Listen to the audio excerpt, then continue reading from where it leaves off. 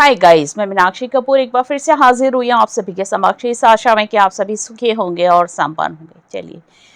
आज मैं जिस बारे में बात करने आई हूँ वो टॉपिक भी मेरा उपन्यास नारी का समर्पण से ही जुड़ा हुआ है कि हम अपनी ज़िंदगी में जो भी फैसले लेते हैं, हम अपनी ज़िंदगी में जो भी काम करते हैं,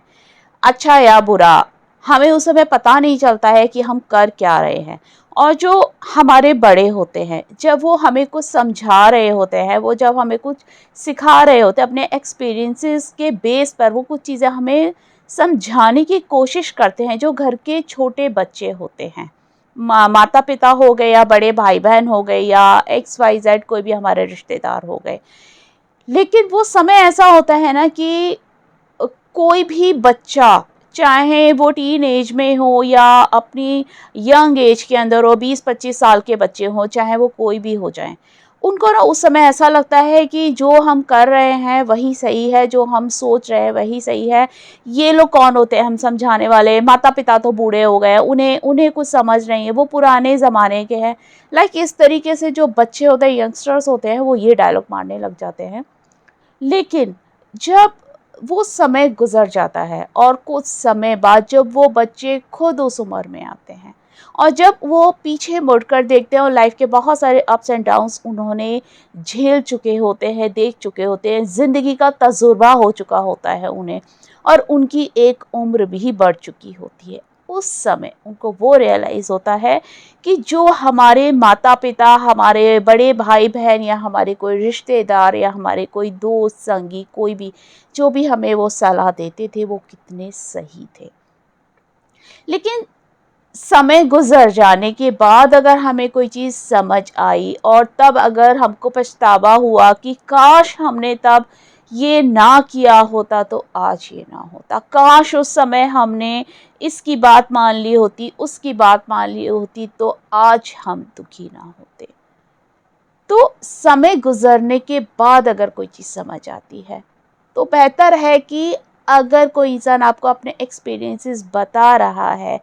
आप खुद भी देख रहे हैं किसी इंसान को, उसकी ज़िंदगी को, उसके अप्स एंड डाउन्स को, तो खुद से भी समझ आनी चाहिए कि इस इंसान ने जो कुछ हमें समझाया, जो कुछ हमें वो दिखाने की कोशिश कर रहा है, शायद ये हमारे भले के लिए, किसी समय पे शायद इन्होंने भी हमारी तरह ही रिएक्ट किया होगा, लेकिन आज ये लोग दुखी हैं और हम खुद भी देख रहे हैं कि ज़िंदगी में क्या अप्स एंड डाउन्स चल रहे हैं। तो जो बच्चे होते हैं, जो यंगस्टर्स होते हैं, उनको ये चीज़ समझ आनी चाहिए कि अगर इनके साथ कुछ घटा है तो ये हमें सही सलाह दे रहे, तो हम भी उनकी तरीके से ही चलें। क्योंकि देखिए, आज के जो लोग हैं, आज का जो यूथ है, आज का जो ज़माना है, लोगों के अंदर इतना सेल्फिशनेस घुस चुकी है कि मतलब हम उसका बयान ही नहीं कर सकते हैं। आजकल हम किसी पे भरोसा नहीं कर सकते हैं, आजकल हम सोशल मीडिया पे भरोसा नहीं कर सकते हैं, हम किसी दूसरे इंसान को भरोसा नहीं कर सकते हैं। हम उस पे भरोसा नहीं कर सकते हैं कि कौन इंसान हमसे कौन से शब्दों का इस्तेमाल कर रहा है, वो क्या वर्डिंग्स में बातें कर रहा है हमारे साथ, तो क्या वो सच में वर्डिंग्स हैं या सच में वो कमिटमेंट है। क्योंकि कमिटमेंट होना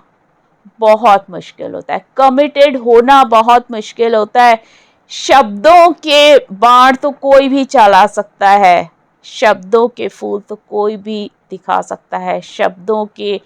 फूलों की जो वर्षा होती है वो कोई भी कर सकता है। असल बात ये होती है कि वो कितने कमिटेड हैं, कितने वो अपने वादे के पक्के हैं। प्राण जाए पर वचन ना जाए, ये महज एक जो है कहावत नहीं है, ये हकीकत है। और ये उन लोगों की हकीकत है कि आपके प्राण चले जाएंगे लेकिन अपने वादे से आप पीछे नहीं हटेंगे। ऐसे लोग आज के कलयुग में मिलना नेक्स्ट टू इम्पॉसिबल है। शायद कोई 1% लोग ऐसे होंगे इस पूरे धरती पे, पूरे संसार में, जिनके लिए कमिटमेंट की वैल्यू होती है। अदरवाइज आज के ज़माने में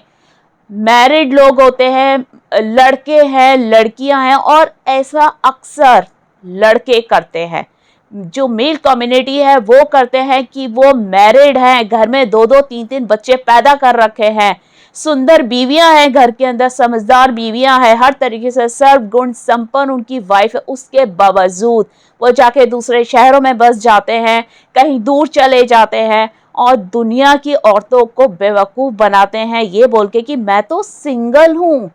मैं आपसे प्यार करता हूँ, मैं आपसे शादी करना चाहता हूँ। और वो फंसा लेते हैं फीमेल्स को और उसके बाद में वो अपने रंग रलिए मनाते हैं और उसके बाद में उनको लात मार देते हैं ऐसी लड़कियों को और ऐसी फीमेल्स को। अक्सर ये मर्द करते हैं, अक्सर ये हमारा जो पुरुष प्रधान देश के जो मर्द है वो ये हरकतें करते हैं और औरतें भी ऐसा काम करती हैं, लेकिन ज़्यादातर ऐसा काम मर्द करते हैं। तो आप ये बताइए, जो भी कोई मुझे सुन रहा है, हम किस पर भरोसा करें? हम लोगों के शब्दों पे भरोसा करें या अपनी आंखों से देखी हुई चीज़ों पे भरोसा करें, कान की सुनी हुई बातों पे भरोसा करें, या इंसान की भोली सी चेहरे को देखकर, उनका इनोसेंट फेस देखकर जो लोग फंस जाते हैं, उनको जो दर्द होता है उसके बाद जो उनके आंसू बहते हैं ऐसी फीमेल्स के या ऐसे किसी मेल के,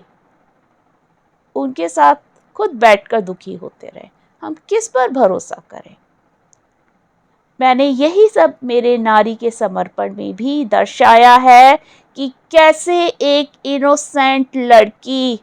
एक मिडिल एज में आकर 40-50 साल की एक औरत बन गई, कैसे एक 20 साल की लड़की, 25 साल की लड़की, एक इनोसेंट लड़की एक माँ बन गई और माँ बनने के बाद में अपने बच्चे के लिए उसने क्या कुछ सहन नहीं गया अपने ही समाज से, अपने ही परिवार वालों से, और कैसे वो चट्टान की तरह खड़ी रही और लोगों से फाइट करती रही अपने घर से लेके बाहर तक।